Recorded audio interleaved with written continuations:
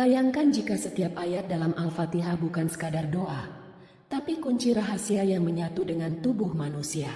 Syekh Siti Jenar pernah mengungkap bahwa surah ini bukan hanya bacaan, tapi memiliki getaran energi yang langsung terhubung ke titik-titik spiritual dalam diri kita. Apa maksudnya? Dan bagaimana kedudukan Al-Fatihah dalam tubuh manusia menurut ajaran mistiknya? Bersiaplah, karena tafsir ini bisa mengubah cara pandangmu selamanya. Angin berhembus pelan di antara dedaunan, membawa bisikan sunyi dari hutan yang mengelilingi sebuah padepokan tua. Malam itu, langit tampak bersih, dihiasi bintang-bintang yang berkilauan seakan menjadi saksi dari sebuah pembicaraan yang tak biasa. Di tengah padepokan yang diterangi cahaya lampu minyak, duduklah seorang lelaki tua dengan sorban lusuh. Tatapannya tajam namun penuh ketenangan. Dialah seorang murid yang telah lama mencari hakikat sejati dari kehidupan. Di hadapannya, seorang guru bersila di atas tikar pandan, mengenakan jubah putih yang telah usang dimakan waktu. Wajahnya memancarkan ketenangan yang tak tergoyahkan, meskipun usia telah mengukir garis-garis di kulitnya.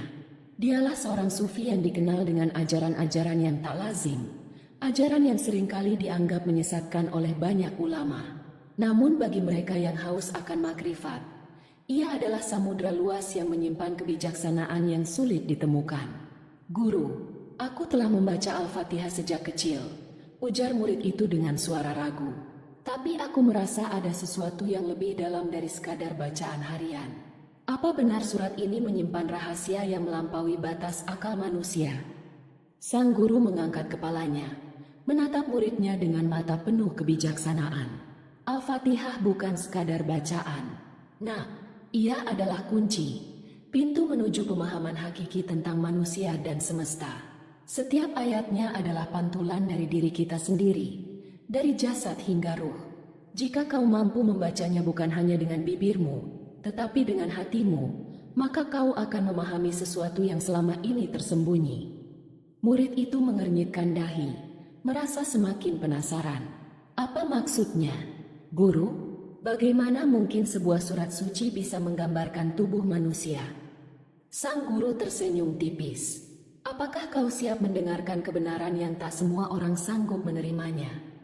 Murid itu menelan ludah, lalu mengangguk dengan penuh tekad. Sang guru menarik napas dalam, lalu mulai berbicara dengan suara yang lebih dalam. Dengarlah baik-baik, Al-Fatihah bukan hanya doa, ia adalah peta. Ia menjelaskan hubungan antara manusia dan penciptanya. Tetapi lebih dari itu, ia juga menjelaskan tubuhmu sendiri, bagian-bagian yang selama ini kau anggap hanya sekadar daging dan tulang. Dalam setiap ayatnya, tersimpan rahasia yang menyambungkan langit dan bumi, antara makrokosmos dan mikrokosmos. Murid itu merasa jantungnya berdegup lebih cepat. Ada perasaan aneh yang mengalir dalam dirinya, seolah-olah ia akan dibawa masuk ke dalam dunia yang selama ini tak pernah ia bayangkan. Sang guru kemudian menatap lurus ke matanya. Aku akan membawamu dalam perjalanan ini, satu persatu, hingga kau memahami di mana letak Al-Fatihah dalam tubuhmu sendiri.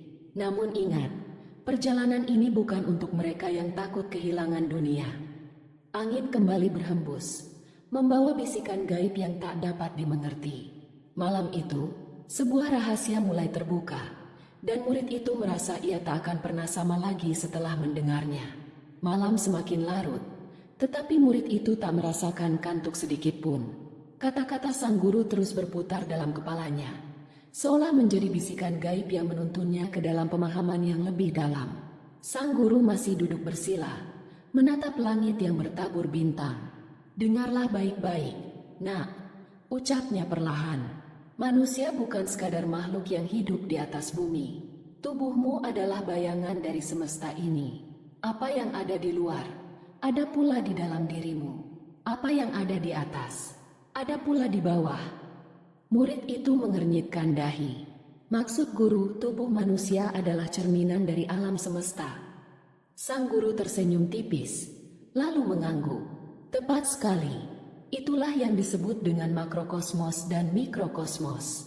Makrokosmos adalah alam raya yang luas, tempat bintang-bintang berputar, tempat siang dan malam bergantian. Sementara mikrokosmos adalah dirimu sendiri, Tubuh manusia yang kecil tetapi menyimpan rahasia yang sama dengan jagat raya. Satu adalah cerminan dari yang lain. Murid itu semakin tertarik, tetapi ada sesuatu yang masih mengganjal dalam benaknya. Tapi bagaimana hubungannya dengan Al-Fatihah? Guru. Sang guru menghela napas panjang, lalu mulai menggambar sebuah lingkaran di tanah dengan jarinya. Setiap ayat dalam Al-Fatihah mewakili bagian tubuh manusia. Ia bukan sekadar bacaan, tetapi juga peta yang menunjukkan jalan menuju makrifat. Sebagaimana alam ini memiliki 7 lapisan langit dan 7 lapisan bumi, Al-Fatihah juga memiliki 7 ayat yang mencerminkan 7 pusat energi dalam tubuh manusia. Mata murid itu membelalak. Jadi, Al-Fatihah bukan hanya doa, tapi juga... Sang guru mengangguk. Ia adalah kunci yang membuka tabir antara dunia nyata dan dunia gaib. Ia adalah petunjuk bagi mereka yang ingin mengenal siapa dirinya yang sebenarnya. Angin malam kembali berhembus, membawa serta suara dedaunan yang bergetar. Murid itu menatap sang guru dengan rasa ingin tahu yang semakin membuncah. Jelaskan padaku, guru, di mana letak setiap ayat dalam tubuh manusia? Sang guru tersenyum, lalu meletakkan telapak tangannya di atas dada muridnya. Kita akan mulai dari awal. Bismillah. Murid itu merasakan sesuatu bergetar dalam dirinya. Ada sebuah rahasia yang hendak diungkap. Malam itu, perjalanan menuju pemahaman sejati pun dimulai. Malam semakin pekat, tetapi keheningan itu tak membuat suasana menjadi sepi. Ada sesuatu yang bergerak di udara, seperti bisikan halus yang hanya bisa dirasakan oleh hati yang siap menerima kebenaran. Sang guru mengangkat tangannya, menunjuk ke dahi muridnya. Dengarkan baik-baik. Nah, ayat pertama dari Al-Fatihah. Bismillah, bukan sekadar kalimat pembuka. Ia adalah sumber segala sesuatu. Ia adalah pintu gerbang menuju pemahaman sejati. Murid itu menatap sang guru dengan penuh perhatian. Apa maksudnya, guru? Sang guru tersenyum tipis. Kata Bismillah adalah awal dari segala perbuatan. Tapi lebih dari itu, ia juga merupakan sumber energi ruhani. Kau mungkin berpikir bahwa kehidupanmu berasal dari jasad ini, dari darah yang mengalir dalam tubuhmu, dari makanan yang kau makan. Tapi sejatinya, kehidupanmu berasal dari sesuatu yang lebih halus, sesuatu yang tak bisa disentuh dengan tangan, hanya bisa dirasakan dengan jiwa. Ia lalu mengetuk perlahan dahi muridnya. Disinilah letaknya. Nah, Bismillah berada di sini, di pusat kesadaranmu, di tempat di mana kau bisa menyatu dengan kehendak ilahi. Dahi manusia adalah tempat pancaran Nur Muhammad, cahaya awal yang menjadi asal-usul segala sesuatu. Itulah sebabnya, ketika seseorang bersujud, ia meletakkan dahinya di tanah. Itu bukan sekadar bentuk kepatuhan, tetapi juga penyelarasan diri dengan cahaya Tuhan. Murid itu terdiam, meresapi kata-kata gurunya. Dahinya berdenyut seolah ada sesuatu yang mulai bergerak di dalamnya. Tapi, guru, tanyanya dengan suara pelan, kenapa aku tidak pernah merasakannya sebelumnya? Sang guru tersenyum, karena kesadaranmu masih tertutup oleh dunia. Kau terlalu banyak memandang keluar, mencari jawaban di tempat yang salah. Kau mengira kebenaran ada di dalam buku, di dalam kata-kata orang lain. Padahal kebenaran sejati ada di dalam dirimu sendiri. Angin kembali berhembus, membawa hawa dingin yang menusuk kulit. Murid itu merasakan sesuatu berubah dalam dirinya. Ada perasaan hangat yang perlahan menyebar dari dahinya, turun ke dalam hatinya. Sang guru menatapnya dengan penuh kelembutan. Jika kau ingin memahami Al-Fatihah, kau harus mulai dari Bismillah. Dan untuk memahami Bismillah, kau harus membersihkan pusat kesadaranmu. Jangan biarkan pikiranmu dipenuhi kebingungan dan keraguan. Biarkan ia menjadi jernih, seperti cermin yang memantulkan cahaya kebenaran. Murid itu menelan ludah. Bagaimana aku bisa membersihkannya, guru? Sang guru tersenyum, lalu menutup matanya. Kau akan mengetahuinya ketika kau benar-benar siap. Malam itu, murid itu duduk dalam diam, merasakan sesuatu yang berbeda dalam dirinya. Ada sesuatu yang telah terbuka, tetapi masih banyak yang belum ia pahami. Perjalanan menuju pemahaman sejati baru saja dimulai. Malam kian larut, tetapi hawa di dalam padepokan terasa semakin hangat. Bukan karena api atau cahaya lampu minyak, melainkan karena sesuatu yang mulai bergerak dalam diri sang murid. Sang guru masih duduk bersila dengan mata terpejam.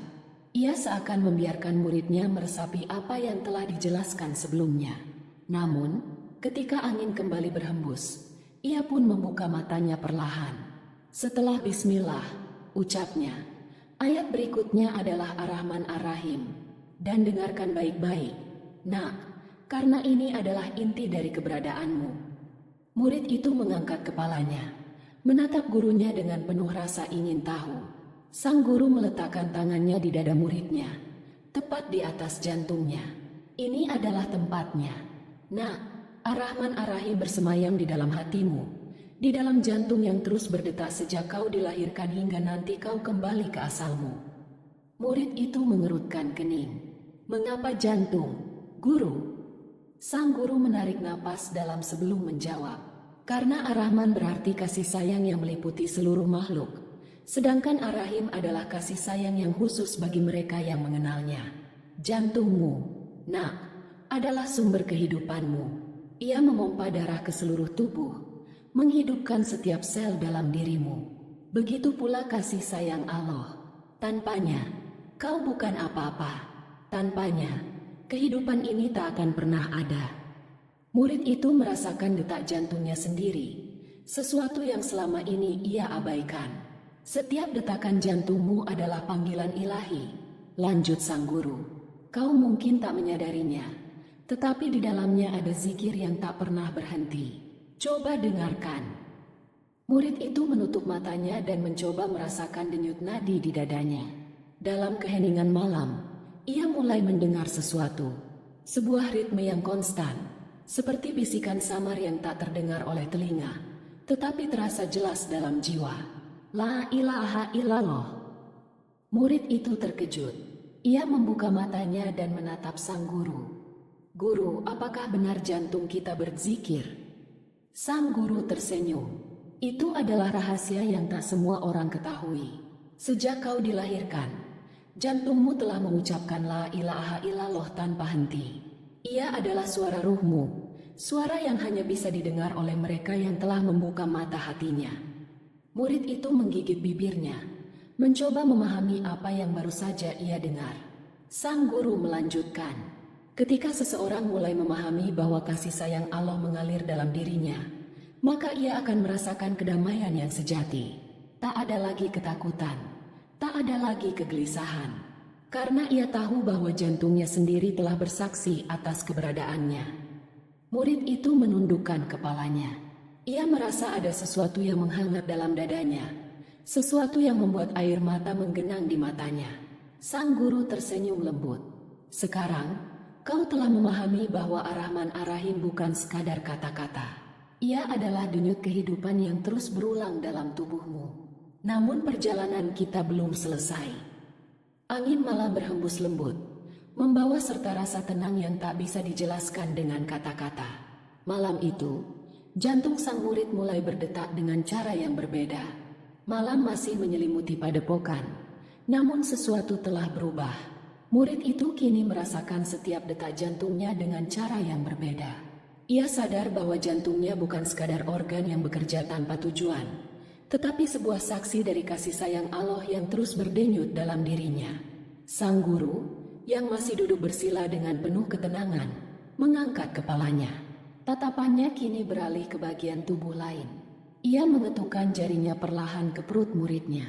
Kita telah memahami Ar-Rahman Ar-Rahim di jantung, ucapnya. Suaranya terdengar lebih dalam. Kini kita melangkah ke ayat berikutnya. Maliki Yaumiddin. Dan tempatnya berada di sini. Murid itu menelan ludah. Di perutku, guru. Sang guru mengangguk pelan. Ya, nak, karena disinilah pusat dari segala keinginan duniawi. Perut adalah tempat di mana nafsu dikendalikan, atau sebaliknya, di mana manusia menjadi budak dari keinginannya sendiri. Murid itu merasakan sesuatu bergetar dalam dirinya. Apa hubungannya dengan Maliki Yaumiddin, guru? Sang guru menatapnya dalam. Apakah kau tahu arti dari ayat ini? Murid itu berpikir sejenak. Ia berarti penguasa hari pembalasan. Sang guru tersenyum tipis. Benar, Maliki Yaumiddin mengajarkan bahwa setiap perbuatan akan dipertanggungjawabkan. Hari pembalasan bukan hanya di akhirat, tetapi juga ada di dalam dirimu. Setiap makanan yang kau masukkan ke dalam tubuhmu, setiap nafsu yang kau turuti, setiap keinginan yang kau biarkan menguasai dirimu, semuanya memiliki akibat. Angin berhembus pelan, membawa aroma tanah yang lembab. Murid itu menunduk, mulai mengerti apa yang dimaksud oleh gurunya. Perut adalah tempat pertama di mana hawa nafsu mengakar. Lanjut sang guru. Dari perut muncul rasa lapar, keinginan, ketamakan. Jika kau tidak bisa mengendalikannya, kau akan menjadi budak dunia. Kau akan selalu merasa kurang, selalu ingin lebih, tak pernah puas dengan apa yang ada. Murid itu menggigit bibirnya. Lalu bagaimana cara mengendalikannya? Guru. Sang guru tersenyum, seolah telah menunggu pertanyaan itu. Dengan puasa. Murid itu terkejut. Puasa? Sang guru mengangguk. Ya, nah, puasa bukan sekadar menahan lapar dan haus. Ia adalah latihan untuk menundukkan nafsu.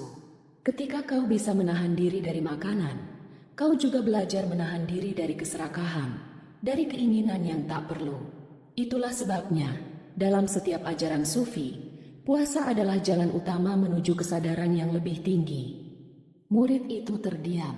Ia merasakan sesuatu yang selama ini tak pernah ia pikirkan. Selama ini, ia menganggap bahwa lapar hanyalah sekadar kebutuhan fisik.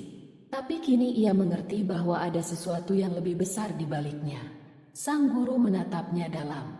Jika kau ingin memahami Maliki Yaumiddin, maka kau harus belajar mengendalikan perutmu. Karena siapa yang bisa menundukkan perutnya, akan lebih mudah menundukkan hawa nafsunya. Dan siapa yang bisa menundukkan hawa nafsunya, dialah yang benar-benar merdeka. Malam semakin sunyi, tetapi di dalam diri murid itu, sebuah kesadaran baru mulai tumbuh.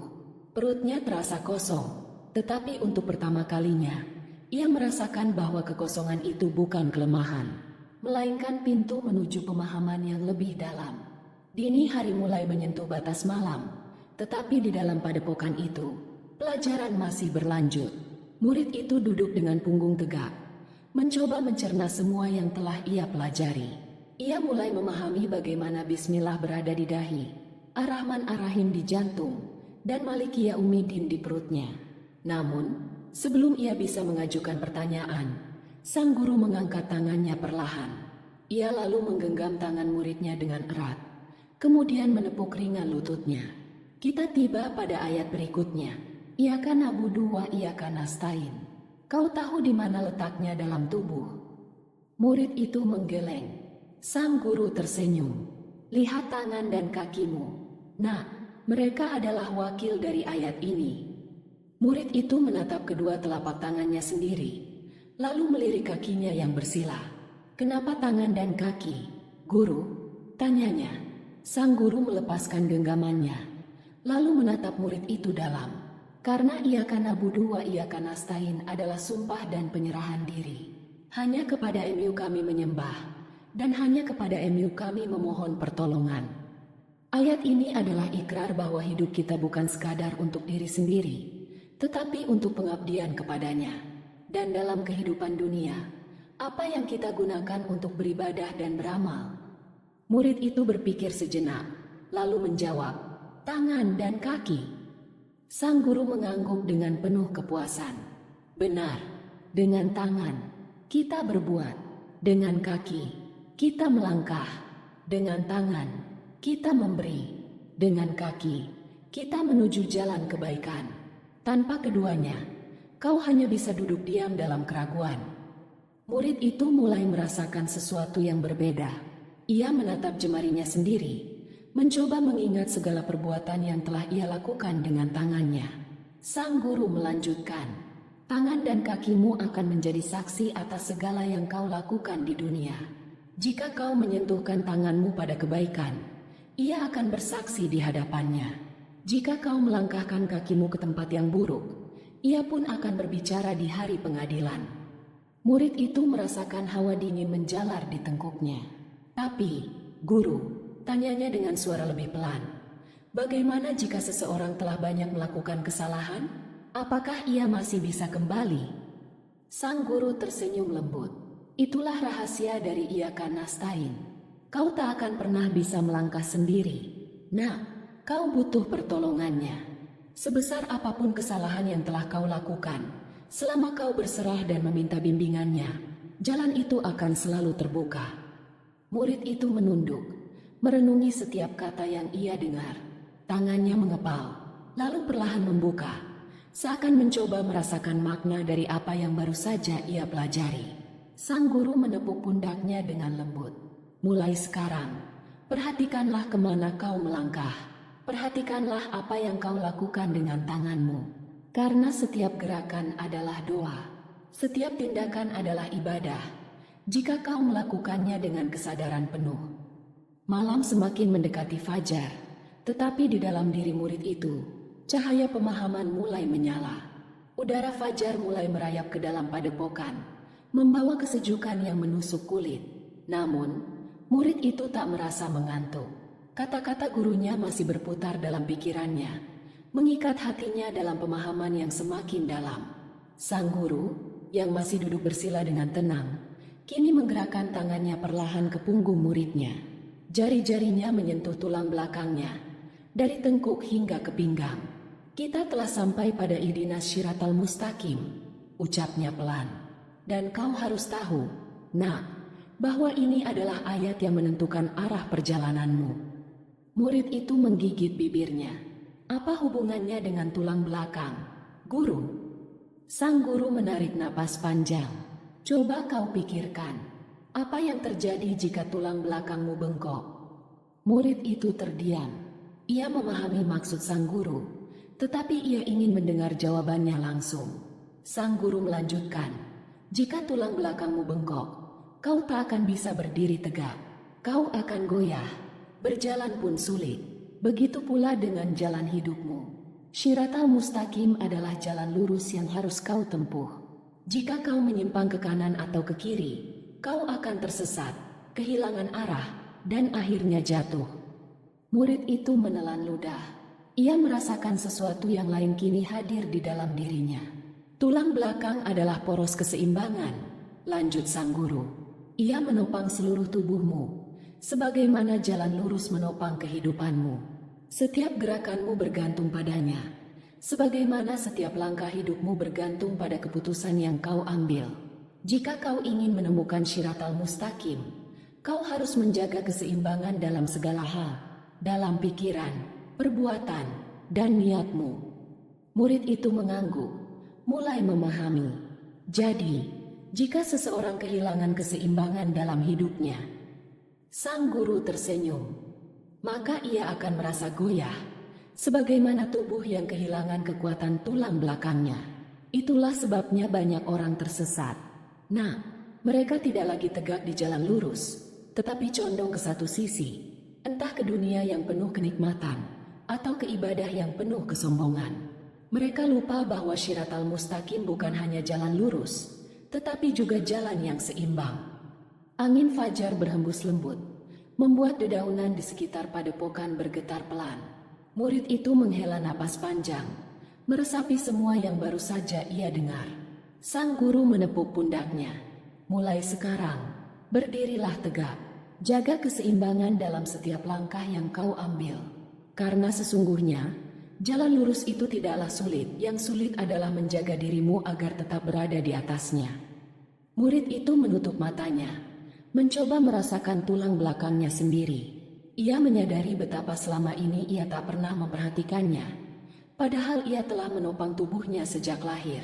Fajar mulai merekah, tetapi di dalam dirinya, sebuah kesadaran baru telah lahir. Fajar telah menyingsing, cahayanya perlahan masuk ke dalam padepokan, menciptakan bayangan lembut di lantai kayu.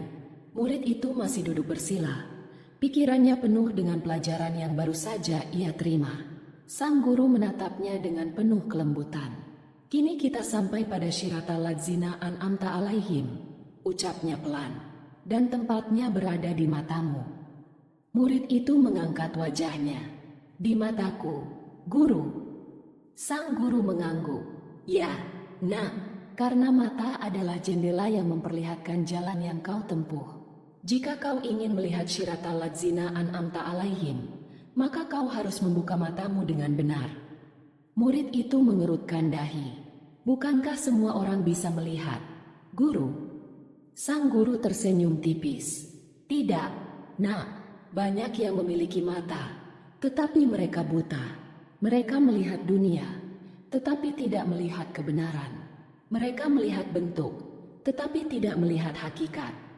Angin pagi berhembus perlahan, membawa aroma embun yang menyegarkan. Murid itu menatap sang guru dengan rasa ingin tahu yang semakin membuncah. Orang-orang yang mendapat nikmat Allah adalah mereka yang mampu melihat jalannya dengan hati yang bersih. Lanjut sang guru.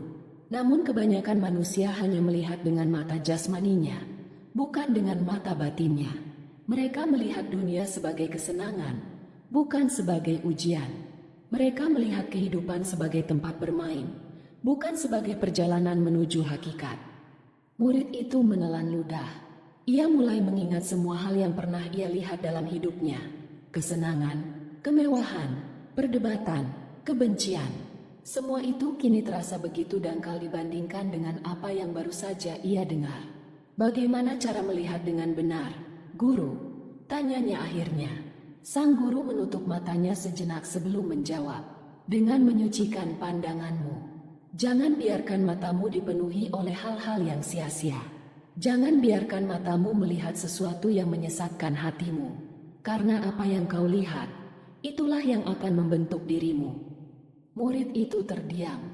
Kata-kata gurunya begitu dalam. Ia baru menyadari bahwa matanya bukan sekadar alat untuk melihat dunia, tetapi juga pintu yang bisa membawa kebaikan atau malah menghancurkannya. Sang guru melanjutkan, jika kau ingin berjalan di syirata ladzina an'amta alaihim, maka kau harus mulai melihat dengan benar. Jangan biarkan cahaya yang masuk ke dalam matamu menggelapkan hatimu. Murid itu mengangguk. Untuk pertama kalinya, ia merasa bahwa dunia di sekelilingnya bukanlah sesuatu yang nyata, melainkan hanya bayangan dari kebenaran yang sesungguhnya. Cahaya matahari pagi menyelinap ke dalam ruangan, menerangi wajah sang guru dan muridnya. Tapi bagi murid itu, ada cahaya lain yang kini menyala dalam dirinya. Cahaya kesadaran. Mentari pagi mulai naik di langit timur. Sinarnya menembus celah-celah daun di sekitar padepokan. Murid itu masih duduk bersila. Pikirannya tenggelam dalam pelajaran yang telah ia terima sepanjang malam. Namun sang guru belum selesai. Sang guru menatap muridnya dengan tajam, lalu menunjuk kedua telinganya. Kini kita sampai pada Ghairil Maghdubi alaihim waladhalin, dan tempatnya berada di sini, di telingamu. Murid itu mengangkat tangannya, menyentuh kedua telinganya sendiri. Mengapa di telinga, guru? Sang guru tersenyum tipis. Karena telinga adalah pintu yang menentukan ke arah mana kau akan berjalan. Apa yang kau dengar akan menentukan jalanmu. Apakah menuju kebenaran atau justru menuju kesesatan? Murid itu menelan ludah. Ia mulai memahami arah pembicaraan gurunya. Ghairil Maghdubi alaihim berarti bukan jalan mereka yang dimurkai. Lanjut sang guru. Siapa mereka? Mereka adalah orang-orang yang telah mengetahui kebenaran, tetapi menolaknya. Mereka mendengar kebenaran dengan telinganya, tetapi menutup hati mereka. Suara kebenaran masuk, tetapi tidak sampai ke dalam jiwa mereka. Angin pagi berhembus lembut, membawa keheningan yang penuh makna. Murid itu merasakan bulu kuduknya meremang. Sang guru melanjutkan, dan waladhalin, itu adalah mereka yang tersesat. Mereka tidak pernah mendengar kebenaran atau mereka mendengarnya dari sumber yang salah. Mereka mengikuti suara-suara yang menyesatkan, dan karena itulah mereka kehilangan jalan. Murid itu menunduk. Ia mulai mengingat semua suara yang pernah ia dengar dalam hidupnya. Bisikan orang-orang, ajakan yang menggoda, perdebatan yang tidak berujung. Ia mulai bertanya-tanya, berapa banyak suara yang telah ia biarkan masuk ke dalam jiwanya tanpa berpikir lebih jauh? Jika kau ingin menjaga jalanmu tetap lurus, ucap sang guru. Maka jagalah apa yang kau dengarkan.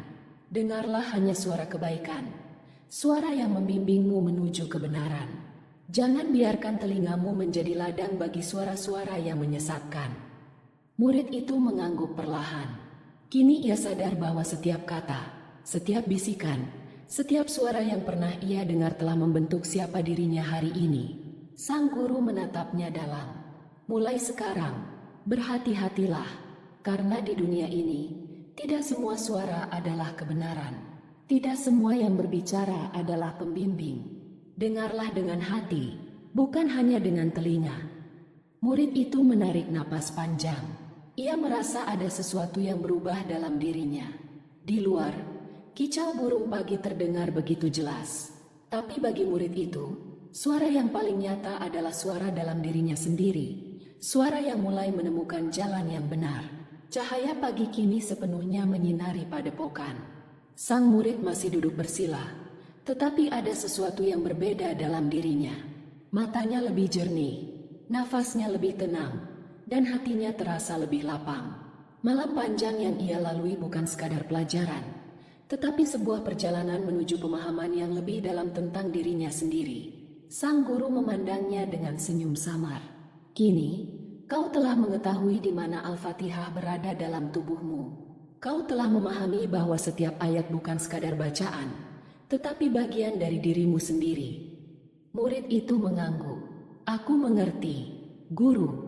Bismillah ada di dahi, pusat kesadaran.